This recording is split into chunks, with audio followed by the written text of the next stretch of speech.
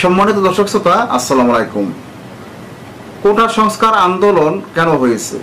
কোটা একটা দাবি, তাদের কোটা সংস্কারের দাবির আন্দোলনের পর যখন মাননীয় প্রধানমন্ত্রী বলেছেন যে রাজাকার শব্দটা ব্যবহার করেছিলেন, যে রাজাকারের নাতিপুতি, এই কথাটা নাকি শিক্ষার্থীদের বলেছে।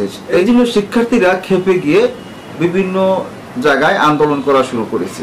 বিভিন্ন বিশ্ববিদ্যালয়ের ছাত্রীরা মিলে আন্দোলন করা শুরু করেছে যে শিক্ষার্থীদের নাকি মাননীয় প্রধানমন্ত্রী রাজাকার বলেছে।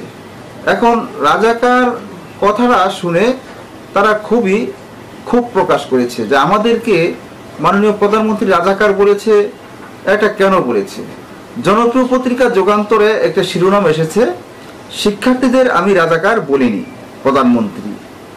এখন প্রধানমন্ত্রী বলতেছেন যে আমি তো শিক্ষার্থীদের রাজাকার বলিনি, রাজাকার কথাটা বিকৃত করা হয়েছে। এখন কেন তারা আন্দোলন করেছে?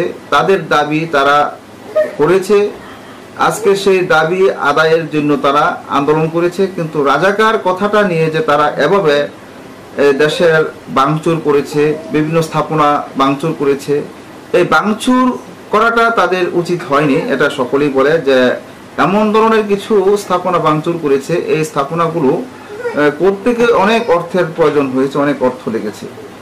যারা নাকি এই আন্দোলনকে ইস্যু করে এই সব কিছু স্থাপনা ভাঙচুর করেছে, তারা দেশের উন্নয়ন কখনো কামনা করে না। তারা আগে উন্নয়ন এই দেশের করে নাই, এখনো উন্নয়ন প্রধানমন্ত্রী করিতেছে, এই উন্নয়নটা তাদের দেখে সহ্য হচ্ছে না, তাদের হিংসা হচ্ছে, এটা আমরা বলতে পারি। কেননা আজকে প্রধানমন্ত্রী যে স্থাপনাগুলো করেছে, আমাদের দেশের বিভিন্ন স্থানে ফ্লাইওভার, মেট্রো রেল এবং পদ্মা সেতু, অনেক কিছুই উন্নয়ন করেছে।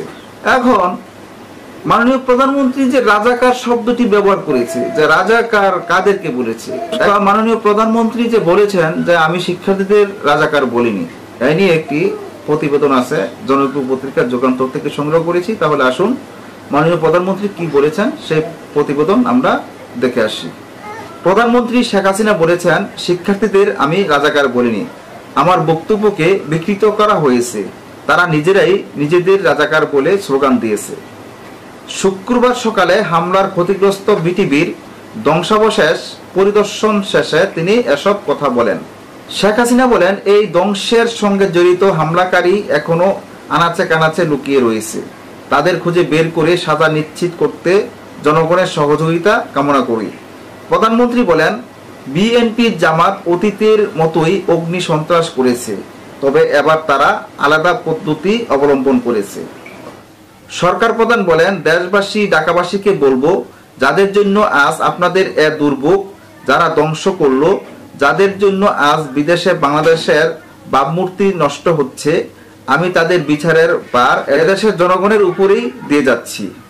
শেখ হাসিনা বলেন, যারা এদেশের মানুষের রুটি রুজির উপর হাত দিয়েছে, রুটি রুজির পথ বন্ধ করে দিয়েছে, তাদের বিচার জনগণকেই করতে হবে, কারণ জনগণই এদেশের একমাত্র শক্তি। এত ক্ষতিপূরণ করতে তো অনেক অর্থের প্রয়োজন। বাংলাদেশকে এভাবে যদি তলিয়ে দেওয়া হয়, তাহলে এদেশ উন্নয়ন কিভাবে হবে? একদিক দিয়ে উন্নয়ন করবে, আর দুষ্কৃতী প্রকারের লোকগুলো তারা এই উন্নয়নকে ধ্বংস করে দিবে, ক্ষতিগ্রস্ত করে দিবে। এসব কিছু তো আমরা চাই না। আমরা চাই আমাদের দেশ শান্তি শৃঙ্খলভাবে চলুক। আজ এই পর্যন্তই। আল্লাহ হাফেজ।